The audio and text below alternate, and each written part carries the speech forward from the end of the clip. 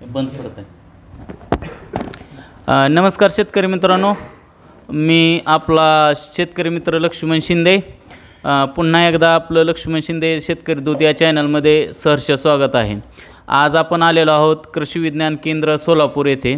कृषी विज्ञान केंद्र सोलापूर येथे आल्यानंतर आपल्याला त्यांनी फोन करून बोलवलं की आपल्याला विज्ञान संत अंकुश पाटील यांच्या निविष्ठा बनवायच्या आहेत. तरी आपण आज आलोत, आपण सरांचा परिचय घेणार आहोत. नमस्कार, मी प्रक्षेत्र व्यवस्थापक राजेंद्र नेहे, कृषी विज्ञान केंद्र सोलापूर.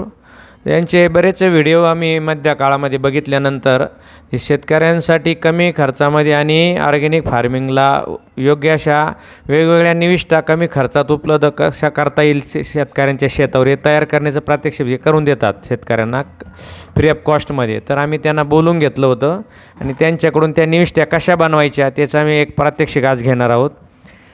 नमस्ते.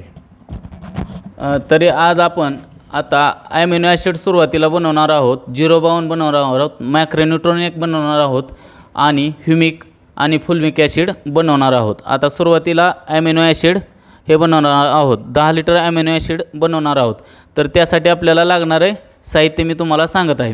10 लिटरसाठी आपल्याला 2 किलो सोयाबीन पावडर लागणार आहे आणि पोटॅशियम हायड्रॉक्साईड हे 1 किलो लागणार आहे. शेतकरी मित्रांनो, एवढं ध्यानात ठेवायचं आहे की आपण ज्यावेळेस ॲमिनो ॲसिड बनवतो, ॲमिनो ॲसिड हे 2 किलो घेतल्यानंतर पोटॅशियम हायड्रॉक्साईड हे त्याच्या निम्म घ्यायचं आहे, 1 किलोच घ्यायचं आहे. तरी आता आपण हे पाणी घेतलेलं आहे. आता सुरुवातीला 20 लिटरच्या बकेटमध्ये आपण 2 लिटर पाणी टाकणार आहोत. 2 लिटर पाणी टाका त्या बकेटमध्ये.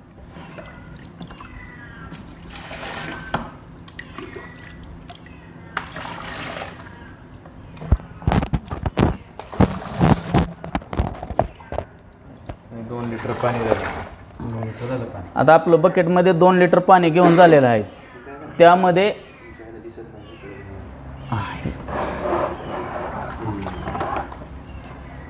तरी आता ह्या बकेटमध्ये आपण 2 लिटर पाणी घेतल्यानंतर 1 किलो पोटॅशियम हायड्रॉक्साईड टाकून घेणार आहोत.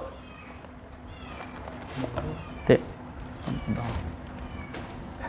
नाही, हे राहू द्या, ग्लोव्ज काय नाही बरं, ठीक आहे, ओके.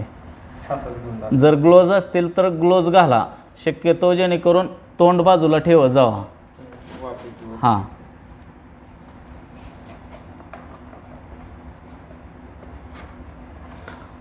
ॲमिनो ॲसिड बनवण्याच्या 2 पद्धती आहेत शेतकरी मित्रांनो. जास्त करून मी ही पद्धत दाखवतो, कारण कसं होतं आहे, यामध्ये फास्ट विरघळलं जातं आहे.